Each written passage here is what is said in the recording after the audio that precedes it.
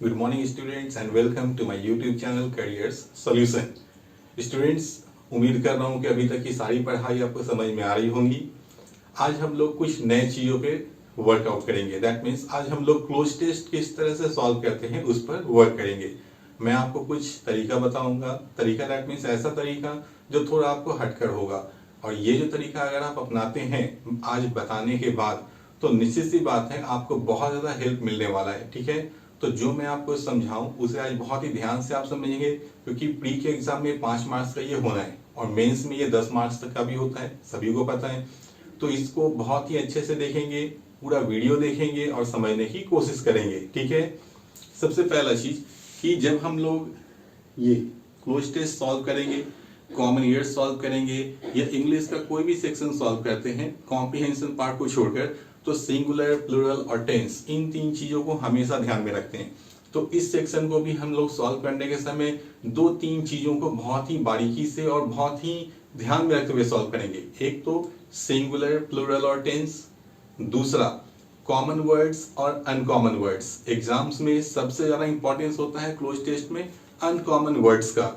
कौन से ऐसे वर्ड्स हैं ऑप्शंस में जिनका मतलब आपको नहीं पता, ठीक है, उन वर्ड्स पे ज्यादा फोकस करना होता है। ठीक है, और मोस्ट प्रोबेबली आंसर भी वही होता है। ठीक है, और तीसरी चीज है पॉजिटिव और नेगेटिव। हमारा जो सेंटेंस है वो पॉजिटिव में चल रहा है या नेगेटिव में चल रहा है, इस चीज को भी ध्यान में रखना होता है, क्योंकि सेंटेंस पॉजिटिव हुआ तो वर्ड पॉजिटिव फिल करना है, नेगेटिव हुआ तो वर्ड नेगेटिव फिल करना है।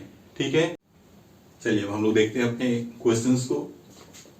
हाँ, एक चीज और, क्वेश्चन बनाने से पहले इंस्ट्रक्शन क्या दिया ये जरूर से पढ़ना है। ठीक है, लिखा है read the passage carefully and fill the blanks with appropriate words from among the given options for each blank. मतलब है कि जो भी फिलर्स है उसमें आपको दिए गए ऑप्शंस में से जो सही वर्ड है, एप्रोप्रिएटली है, उन्हीं को भरना है। ठीक है, चलिए।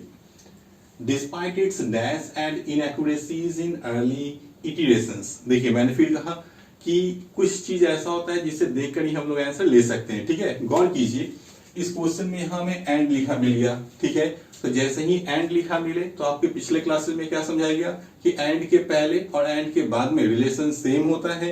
तो एंड के पहले अगर निगेटिव हो तो एंड के बाद भी निगेटिव लेना है, एंड के पहले पॉजिटिव हो तो एंड के बाद भी पॉजिटिव लेना है। गौर कीजिए, यहां लिखा एंड इनएक्यूरेसीज। तो इनएक्यूरेसीज मतलब तो निगेटिव हो गया, एक्यूरेसी मतलब सटीकता, सही, इनएक्यूरेसी मतलब जो गलत हो, जो सटीक ना हो। ठीक है, तो हमारा जो यहाँ आंसर होना है वो भी क्या होना है, मोस्ट प्रोबेबली निगेटिव ही होना है, सर्टेनली निगेटिव होना है। ठीक है, तो ऑप्शंस में ये देखिए कि निगेटिव वर्ड्स कहाँ है। ठीक है, क्रेडिबल मतलब विश्वसनीय, ये ऑप्शन गलत। रिजल्ट मतलब परिणाम, पॉजिटिव हो गया, ये गलत। सक्सेस मतलब सफलता, ये भी गलत। अब आंसर मेरा क्या बचा, फीबल और false.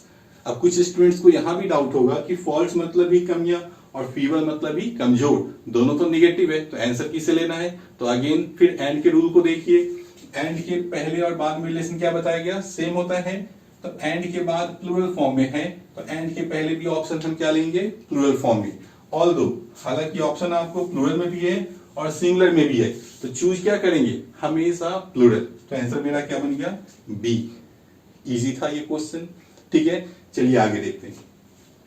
There is no denying that AI मतलब is transforming our daily lives at an incredible pace, and most of the time the features and broadly speaking the dash it offers are extremely useful.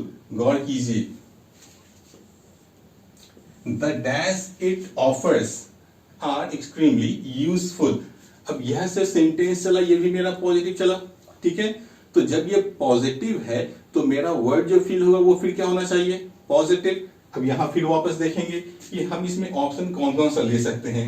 गौर कीजिए, freedom, life's, change, knowledge, benefits, यह सारा का सारा word मेरा positive है। तो अब इसमें से पहले ये देख लीजिए कौन सा वर्ड आंसर नहीं हो सकता है। The dash it offers are extremely useful, ये जो डैश ऑफर करता है बहुत ही लाभदायक है। तो ये क्या ऑफर करता है, ये आजादी देता है। ठीक है, ये जीवन देता है। ठीक है, ये चेंज देता है, बदलाव देता है, ये ज्ञान देता है, या ये बेनिफिट देता है। कुछ भी हो सकता है। जब इस तरह का क्वेश्चन फंसने वाला हो तो हम इसमें स्टार मार्क करेंगे और आगे बढ़ जाएंगे। क्यों? क्योंकि हमें यहाँ क्लियर नहीं हो रहा है कि कौन सा ऑप्शन आंसर ले, कोई भी ऑप्शन आंसर सही ही लग रहा है, ठीक है। तो जब हम आगे बढ़ेंगे फिर वापस पीछे का आंसर हमें खुद ब खुद समझ में आ जाएगा। चलिए आगे देखते हैं। अब तीसरा फिगर्स यहाँ दिया है, तो इस बीच में क्या लिखा है हमें उससे मतलब नहीं बनता है। हाँ, एक चीज छूट गया, AI मतलब होता है आर्टिफिशियल इंटेलिजेंस। AI का मतलब क्या होता है? आर्टिफिशियल इंटेलिजेंस, इसे ध्यान में रखेंगे। चलिए नंबर 3 पे आते हैं। The reality is one of marginal gains in many areas much like creating a good sport team over time. These gains add up rather than causing dash results everywhere। बोल क्या है? These gains add up, ये जो लाभ है वो और जोड़ देता है बजाय डैश रिजल्ट्स के कारण बनने का, ठीक है। बजाय डैश रिजल्ट्स मतलब डैश परिणाम के कारण बनने का। तो क्या हो सकता है फिर देखते हैं। इंस्टेंटेनियस, डिलेड, रेकिंग, एक्यूमुलेशन और इंडिफरेंस, ये सारा वर्ड आपको ऑप्शन में दिया। अब देखिए मेरा जो सेंटेंस चल रहा है वो क्या है? पॉजिटिव, ठीक है। तो ऑप्शन फिर हमें क्या चूज करना होगा? पॉजिटिव। तो पॉजिटिव में देखिए क्या क्या लिखा है, सॉरी निगेटिव लिखा है डिलेड, तो ये आंसर नहीं हो सकता है। रेकिंग लिखा मतलब टूट जाना, नष्ट हो जाना, दुर्घटनाग्रस्त हो जाना, निगेटिव है, नहीं हो सकता है। इंडिफरेंस, ये भी वर्ड आप पिछले क्लास में पढ़ चुके हैं। इंडिफरेंस का मतलब उदासीन, ये भी निगेटिव हो गया। तो ये 3 वर्ड तो मेरा निगेटिव हो गया। तो आंसर मेरा क्या बच रहा है? या तो ए या तो डी। ए में लिखा इंस्टेंटेनियस, डी में लिखा एक्यूमुलेशन। तो गौर कीजिए, मैंने आपको शुरुआत में कहा कि हमें अनकॉमन वर्ड्स को ध्यान में रखना है। तो इन दोनों वर्ड में आपको अनकॉमन कौन सा दिख रहा है? एक्यूमुलेशन या इंस्टेंटेनियस? निश्चित सी बात है, एक्यूमुलेट वर्ड का यूज आप एवरीडे में करते होंगे, सुनते होंगे, लेकिन इंस्टेंटेनियस वर्ड आप बहुत कम यूज करते होंगे, बहुत कम सुनते होंगे। यही मेरा अनकॉमन हुआ। और हमेशा हमें आंसर क्या चूज करना होता है? अनकॉमन। और मेरा आंसर क्या बनेगा? इंस्टेंटेनियस। और जो लोग एक्यूमुलेशन सोच रहे होंगे उनका आंसर सर्टेनली गलत होना है, ठीक है। और इंस्टेंटेनियस वर्ड किससे बना है? इंस्टेंट से बना है। इंस्टेंट का मतलब तुरंत, तो इंस्टेंटेनियस मतलब ये होता है तुरंत। अब यहाँ पे मतलब क्या निकलेगा सो भी देखिए। बोलता है creating a good sport team, एक अच्छा स्पोर्ट टीम तैयार करना ओवर टाइम, समय के दौरान। दीज गेन्स एड अप, ये जो लाभ होता है, ये जो फायदा होता है वो और हमें या कुछ फायदा जोड़ देता है बजाय तुरंत किसी परिणाम के, ठीक है। आगे देखते हैं। Some conversationists in the energy industry suggest that AI, फिर आ गया, ठीक है, AI can now dash everything, can now dash everything in one giant leap. Giant leap मतलब एक लंबी छलांग में। तो बोल क्या है? आर्टिफिशियल इंटेलिजेंस जो है वो एक लंबी छलांग में हर चीज को डैश कर सकता है। तो लंबी छलांग में क्या कर सकता है?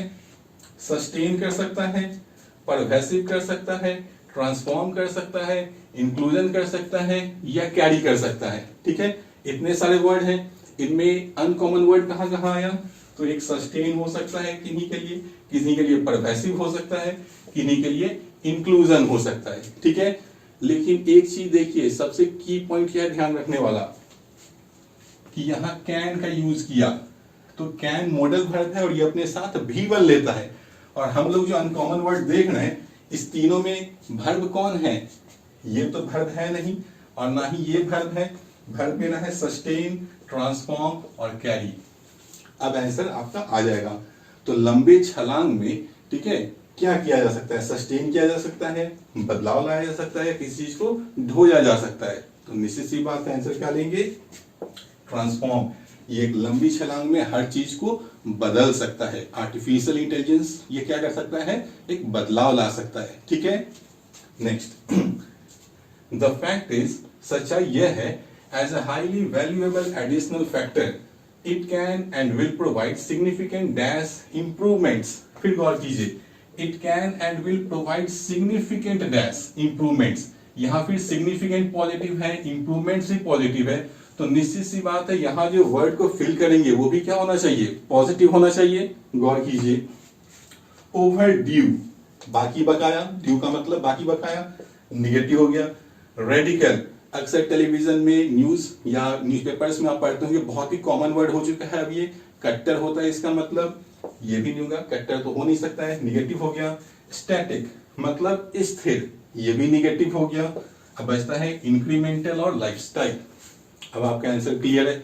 अब फिर इन दोनों में जिनको डाउट हो वो क्लियर कर लें कि उनके अकॉर्डिंग जो मैंने बताया, उनके अकॉर्डिंग इन दोनों में अनकॉमन वर्ड कौन हो सकता है। तो डेफिनेटली आपका अनकॉमन वर्ड है इंक्रीमेंटल। ठीक है, लाइफ स्टाइल एक कॉमन सा वर्ड है, ये हट गया, आंसर क्या बनेगा, इंक्रीमेंटल। इंक्रीमेंट सुनते होंगे, सैलरी में इंक्रीमेंट किया गया, कोई चीज को वृद्धि कर देना, लगातार बढ़ा देना, तो उसको हम लोग क्या कहते हैं, इंक्रीमेंटल कहते हैं। तो वैसे स्टूडेंट जिनको वर्ड का मीनिंग ना पता हो उनसे भी सही बनेगा, जिन्हें पता है वो तो यही आंसर लेने ही वाले हैं। ठीक है, अब देखिए एक चीज मेरा छूट रहा है, ये ऑप्शन नंबर 2 का हम लोगों ने आंसर नहीं बनाया। तो एग्जाम में एक चीज हमेशा ध्यान रखना है कि कुछ आपको रिस्क लेकर चलना होता है। ठीक है, अगर आप IQ बेस्ड क्वेश्चन सॉल्व कर रहे हैं इंग्लिश में, तो आपको कुछ रिस्क कैरी करना होता है, और वो रिस्क आपको हमेशा बेनिफिट देता है। मतलब कि न के बराबर चांस होगा गलत होने का, मैक्सिमम चांस में सही होगा। अब इस आंसर को हम लोग कैसे डिराइव करेंगे, सो देखिए, गौर कीजिए। पहला का आंसर क्या हुआ, बी। तीसरा का आंसर क्या हुआ, ए। चौथा का आंसर हमने क्या लिया, सी। पांचवा का आंसर क्या लिया, डी। तो बी, ए, सी, डी मेरा छूट कौन सा रहा है सीरीज में, क्योंकि सीरीज ABCD का चल रहा है। तो हमें दिख रहा है कि ए भी आ गया, सी भी आ गया, ए भी आ गया, बी भी आ गया, सी भी आ गया, डी भी आ गया। दैट मीन्स मेरा आंसर अब क्या होगा, इसका निश्चित सी बात है कि आंसर ए ही आना है। हाँ, लेकिन ये जो है, ये मेथड बहुत ही रिस्की है। हो सकता है कभी कभी BACD और इसका आंसर आपको बी ही आ जाए। ठीक है, लेकिन ये बहुत कम होगा। मैक्सिमम केस में अगर सीरीज बने तो आपको सीरीज को फॉलो कर लेना है। कब, जब आप डाउट में हो तब। ठीक है, और ये तरीका मेरे अकॉर्डिंग सबसे इजीएस्ट फॉर्म होता है आपको क्लोज टेस्ट सॉल्व करने का। बहुत सारे स्टूडेंट्स के मन में ये भी डाउट होगा कि सर ने इतने सारे सेंटेंसेस का हिंदी नहीं बताया। कोई मतलब नहीं बनता भाई मेरे, 20 मिनट का सेक्शन है, उस 20 मिनट के सेक्शन में 30 क्वेश्चंस आपको अटेम्प्ट लेना है। ठीक है, तो हर एक सेंटेंस का मीनिंग हमें गेन नहीं करना है। मैं बार बार समझाता हूँ, इंग्लिश सेक्शन है, और इंग्लिश में आप जितने IQ के साथ जितने कम समय में क्वेश्चन को मैक्सिमम सॉल्व करेंगे, उतना आपका समय बचेगा, और जब समय बचेगा तो आप मैक्सिमम क्वेश्चन अटेम्प्ट ले सकते हो।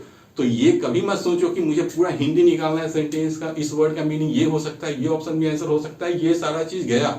और ये सब सारा चीज करना है तो घर पे बैठ के प्रैक्टिस में इसको इंप्लीमेंट करें, और तब आप देखेंगे बहुत टाइम टेकन हो गया। लेकिन जो तरीका मैंने बताया, अगर आप इस तरीके को घर पे, ऑफलाइन, इवन ऑनलाइन टेस्ट में आप प्रैक्टिस करके देख लो, ये मेथड आपको बहुत ही ज्यादा बेनिफिशियल लगेगा। और इस पे एक दिन में तो नहीं, लेकिन 6, 7, 8, 10 दिन आप प्रैक्टिस करो और देखो, बेनिफिट मिलना ही मिलना है। I am damn sure about it. ठीक है, तो आज के लिए इतना ही। नेक्स्ट वीडियो में जब मैं मिलूंगा तो आपके लिए कुछ चैप्टर्स लेकर आऊंगा। ठीक है, ग्रामर के कुछ चैप्टर्स पर डिस्कस करेंगे हम लोग। और चलने से पहले एक चीज और, कि अगर आपको मेरा वीडियो अच्छा लग रहा हो तो प्लीज आप मेरे चैनल को सब्सक्राइब करें, मेरे वीडियो को लाइक करें, दोस्तों में इसे शेयर करें, ताकि उन लोगों को भी कुछ अच्छी चीजें सीखने को मिले और वो भी अपने इंग्लिश को इम्प्रूव कर सकें। फ्री PDF मटेरियल के लिए हम लोगों ने पहले ही अपना लिंक दे चुका है टेलीग्राम चैनल का। वहाँ हर रोज हम लोग एकदम best study materials free of cost provide कर रहे हैं PDF फॉर्म में। उसका भी आप लोग फायदा उठा सकते हैं। अगर आप उससे जुड़ना चाहें तो हमारे लिंक से जुड़ सकते हैं। थैंक यू, मिलते हैं फिर नेक्स्ट वीडियो में।